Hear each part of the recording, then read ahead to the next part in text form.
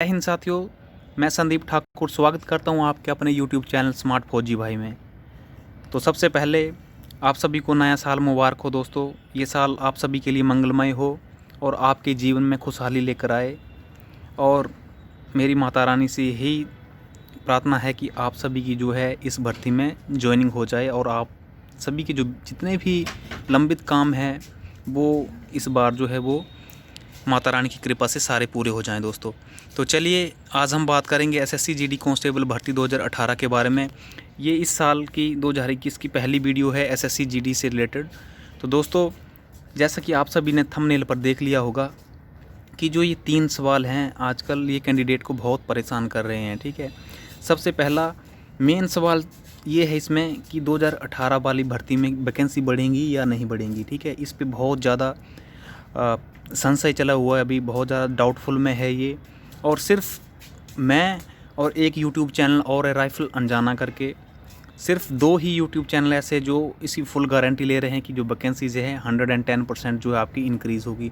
बाकी कोई भी जो अपने यूट्यूब चैनल है वो कोई नहीं बोलता है कि वैकेंसीज़ बढ़ेगी, इस बारे में वो कोई भी चर्चा नहीं करते हैं। ठीक है, तो मैं आपको यहाँ पर ये बता देना चाहता हूँ कि जो वैकेंसीज़ हैं वो बढ़े या ना बढ़े इसके बारे में पूरी इस वीडियो में चर्चा होगी। और दूसरा सवाल ये है कि वैकेंसी कैसे अलॉटमेंट करता है एमएचए यानी कि मिनिस्ट्री ऑफ होम अफेयर्स जो है वो वैकेंसी किस तरह से अलॉट करता है। ठीक है, और नंबर तीसरा है आपका इंटर स्टेट वैकेंसी मिलती है क्या, जैसे एक स्टेट की वैकेंसीज खाली रह जाती हैं वो दूसरे स्टेट में दी जाती है या नहीं, इसके बारे में भी हम विस्तार से चर्चा करेंगे। तो चलिए दोस्तों बिना समय गवाए वीडियो को स्टार्ट करते हैं कि जो वैकेंसीज़ हैं आपकी वो किस तरह से जो है वो इंक्रीज़ की जाती हैं। ठीक है, और इस भर्ती में जो वो वैकेंसीज़ बढ़ेंगी या नहीं बढ़ेंगी। ठीक है, तो चलिए सबसे पहले मैं आपको यहाँ पर पीडीएफ ओपन करता हूँ वो जो वैकेंसी से रिलेटेड है। ठीक है, उस पीडीएफ को मैं यहाँ पर ओपन करता हूँ। ओके, जस्ट वेट कीजिए आप, मैं वो फाइल ओपन कर रहा हूँ जो एमएचए की फ़ाइल है। ठीक है, उसमें आपको यहाँ पर मैं दिखाऊंगा कि जो वैकेंसीज़ हैं वो किस तरह से जो है वो इंक्रीज़ की जाती हैं। ये वो फाइल है दोस्तों एमएचए की। ठीक है, इसे आप ध्यान से पढ़िए, ये देखिए। ठीक है, हाईलाइट करता हूँ मैं इसे, जो एमएचए किस तरह से वैकेंसीज़ बढ़ाती है। Scheme for common recruitment of constable in central police forces to be conducted by staff selection commission. ठीक है, जो स्कीम है इसमें जो प्रक्रिया है रिक्रूटमेंट कांस्टेबल भर्ती की सेंट्रल पुलिस में केंद्रीय बलों में जो एसएससी के द्वारा कंडक्ट करवाई जाती हैं। ठीक है, तो आप नीचे आ जाओ तो यहाँ पे एलिजिबिलिटीज़ ऑफ अपॉइंटमेंट, वो normal age criteria, education, physical standard, ये आप सभी को पता ही है, मेडिकल वगैरह ये सब कुछ। ठीक है, मेन पॉइंट पे आते हैं हम। जो मेन पॉइंट है जो वैकेंसी किस तरह से कैलकुलेशन होती है। ठीक है, कैलकुलेशन ऑफ वैकेंसीज किस तरह से एमएचए वैकेंसीज को ऐड करता है। Vacancy in recruitment year will be calculated annually calendar year basis, the recruitment will be completed before the end of the year. जो वैकेंसी जो होती है दोस्तों, आपका जो एक वार्षिक जो पूरा एक साल होता है year of calendar year basis. ठीक है, जो पूरे एक साल का जो उनका कैलेंडर होता है वैकेंसीज का, उस हिसाब से जो है वो वैकेंसी ऐड होती है, जैसे शुरू साल जनवरी से लेकर दिसंबर तक, और उसी साल में वो पूरी की जाती हैं। नंबर दूसरा अलॉटमेंट ऑफ वैकेंसीज, जो वैकेंसीज का आवंटन होता है वो कैसे होता है, ये मेन पॉइंट है दोस्तों। ठीक है, किस तरह से आप इनको ध्यान से पढ़िए कि जो एसएससी को मिनिस्ट्री ऑफ होम अफेयर्स जो है वो डाटा देता है वो किस तरह से होता है वैकेंसी, जैसे 100% वैकेंसीज है। ठीक है, इस पे चला हुआ नंबर 1 पॉइंट है यहाँ पर 60% of vacancies will be allotted amongst states UTs on the basis of population ratio. तो बोला है कि जो 60% वैकेंसीज होती हैं, जैसे 10,000 हैं तो 10,000 का 60% कर लो। वो जो वैकेंसीज हैं वो स्टेट मतलब राज्य, और यूटी मीन्स यूनियन टेरिटरीज मतलब केंद्र शासित प्रदेशों में वो पॉपुलेशन रेशो जो जनसंख्या का अनुपात है उस बेस पे दी जाती है। जैसे यूपी में ज़्यादा जनसंख्या है वहाँ पर वैकेंसी ज़्यादा दी जाएंगी, गोवा में कम है तो गोवा को कम वैकेंसी दी जाएंगी। तो 100% में से 60% तो इस बेस पे होती है। नंबर दूसरा पॉइंट पढ़िए, 20% of vacancies in the border guarding forces BSF, ITBP, SF, Assam Rifle will be allotted to border state which fall within the responsibility of force. This provision shall be operationalized with Cabinet Committee on Security's approval for which initiatives are being taken. तो जो 20% vacancies होती है जो border guarding forces जो हैं, जैसे जो border पे ज़्यादा रहती हैं, जैसे BSF, ITBP, SSB, Assam rifle, ये ज़्यादा वहाँ पर मतलब अपना जो है सेवा वहाँ पर देती है बॉर्डर पे। तो दोस्तों और जो स्टेट जो राज्य हैं जो किसी दूसरे देश के बॉर्डर से लगते हैं उनको जो है ये वैकेंसीज़ दी जाती है, जो बॉर्डर गार्डिंग स्टेट होते हैं उनको दी जाती है, ठीक है। तो मतलब 60% वो होगी प्लस 20% ये हो गया 80%। अब 20% बचा, वो कैसे आवंटन होता है, तो ये है 20% of vacancies in BGFs will be allotted to areas affected by the militancy in J&K northern eastern states and Naxal affected areas. तो सिंपल सा फंडा है कि जो 20% बची हुई वैकेंसी जो है वो नक्सल एंड मिलिटेंसी जो वो होता है आपका उसके लिए दी जाती है, ठीक है। नक्सल अफेक्टेड एरिया जो होते हैं, तो जैसे बिहार है आपका, फिर झारखंड, इस तरह के जो स्टेट हैं उनको दे दी जाती हैं, ठीक है। अब जो मेन आपका ये तो हुआ वैकेंसी का आवंटन किस तरह से होता है, ठीक है। अब जो दूसरा पॉइंट है आपका ये क्लियर हो गया। अब दूसरा पॉइंट है इंटरस्टेट वैकेंसीज मिलेगी या नहीं। तो इंटरस्टेट वैकेंसीज मिलेगी या नहीं वो भी इसी उसमें क्लियर है दोस्तों।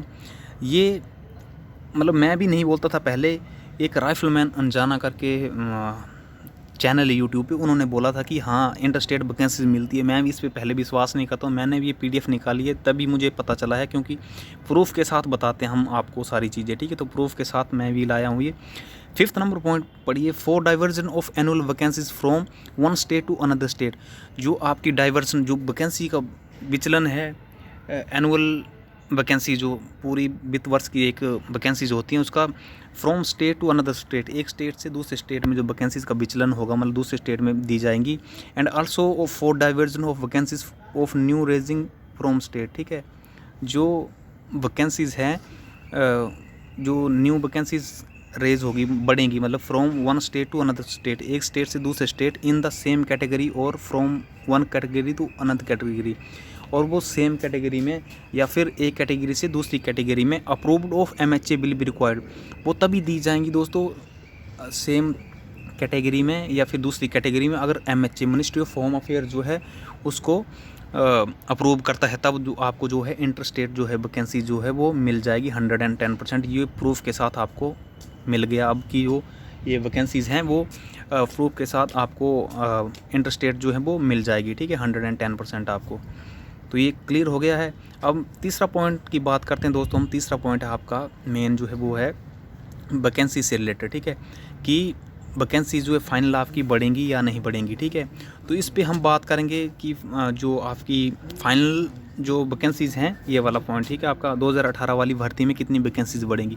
तो दोस्तों इस पे कोई भी नहीं, सिर्फ राइफल अनजाना जो चैनल है आपका यूट्यूब का उसको छोड़कर बाकी कोई भी यूट्यूब चैनल वाला ये नहीं बोलेगा आपको कि वैकेंसी बढ़ेगी। लेकिन एक स्मार्ट फौजी भाई चैनल जो आप करंट में भी देख रहे हैं वो प्लस राइफलमैन अनजाना ये शुरू से बोलते आए हैं कि आपकी वैकेंसीज बढ़ेंगी बढ़ेंगी बढ़ेंगी, और आज भी यही बोल रहे हैं कि आपकी वैकेंसीज बढ़ेगी, क्योंकि कोई ना कोई हमारे पास सोर्स है, इसलिए हम आपको न्यूज़ देते हैं, ठीक है।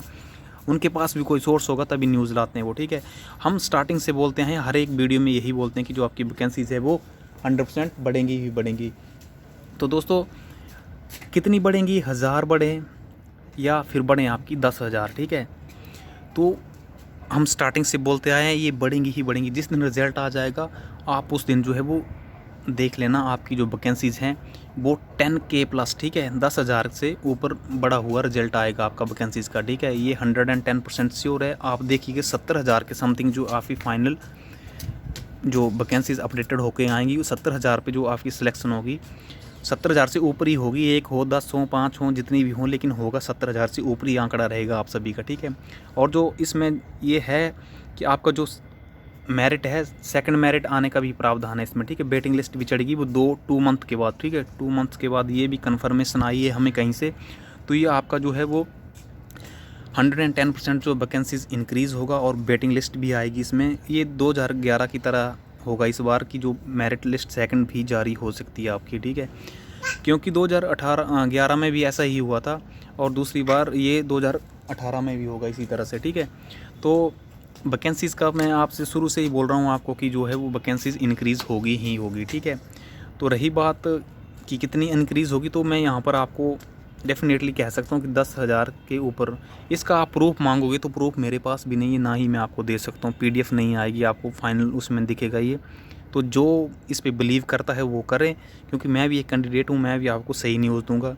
मैं आपको गुमराह नहीं करूँगा, ठीक है। और मैक्सिमम आपने ये देखा होगा, मोस्ट इम्पॉर्टेंट पॉइंट ये है कि आप अभी देख रहे होंगे कि मैक्सिमम यूट्यूब चैनल वाले जो है वो अब धीरे धीरे सारे बोलने लगे हैं कि इतनी वैकेंसीज़ इंक्रीज़ होंगी आपकी, ठीक है, वैकेंसीज़ इंक्रीज़ होगी, इतनी होंगी। अब देखना सारे यूट्यूब चैनल जो है वो धीरे धीरे वो बोलने लगेंगे। लेकिन पहले वही चैनल बोलते थे कि वैकेंसीज़ इंक्रीज़ नहीं होंगी। मैं पार्टिकुलर किसी का नाम नहीं ले रहा हूँ, किसी यूट्यूब चैनल का, लेकिन आप सभी को पता है, वो आप देखते होंगे उन चैनल को। अब धीरे धीरे सारे बीच बीच में अपनी बातें घुसेड़ रहे हैं कि नहीं वैकेंसीज़ हाँ इतनी इंक्रीज़ हो सकती हैं, इतनी नहीं। तो दोस्तों हमें जितना नॉलेज था हमने आपके सभी के भेजे में डाला है नॉलेज, ठीक है। और जिस किसी को मेरी वीडियो से एलर्जी है वो दूर रहें। और जो हम वैकेंसी इंक्रीज़ का बोल रहे हैं ये डेफिनेटली होगी, और जिस दिन होगी उस दिन आप सभी कमेंट नहीं करेंगे वीडियो पे, मुझे पता है, ठीक है। कई बोलते हैं हम मिठाई भेज देंगे, ये कर देंगे, कोई कुछ नहीं करता दोस्तों, हमें पता, सब कुछ भूल जाते हैं। मिठाई तो छोड़िए यार, आप सभी का काम हो जाए यही बहुत है, लेकिन उस दिन कमेंट ज़रूर कर देना, ठीक है। जिस दिन आपकी 1000 वैकेंसी बढ़ी ना, या 2 भी बढ़ी, लेकिन इतनी तो कम नहीं बढ़ेगी, 10 से ऊपर ही लिया हुआ है मैंने, तो जितनी भी बढ़ेगी कमेंट ज़रूर करना। तो मिलते हैं नेक्स्ट वीडियो में दोस्तों, और हंसते रहिए, मुस्कुराते रहिए, और अपना ख्याल रखिए, और अपने आप को सुरक्षित रखिए। अपने घर वालों के साथ ज़्यादा टाइम स्पेंड कीजिए, क्योंकि दोबारा आपको मौका नहीं मिलेगा ज़्यादा टाइम स्पेंड करने का घर वालों के साथ। क्योंकि एक फ़ौजी के लिए सबसे पहले जो फर्स्ट प्रायोरिटी होती है वो होता है अपना देश, दूसरा होता है उसके अपने जो साथी होते हैं वो, और तीसरी नंबर पे आती है उसकी फैमिली, ठीक है। यह आपको पढ़ाया जाएगा वहाँ पर भी, अगर किसी से आपको नहीं पता हो तो अच्छे से जानकारी ले लेना, क्योंकि एक फ़ौजी की फ़र्स्ट प्रायोरिटी होती है अपना देश, ठीक है, ना कि परिवार। ये ध्यान रखना अपना, ठीक है। तो जय हिंद दोस्तों, जय भारत। मिलते हैं नेक्स्ट वीडियो में। वंदे मातरम।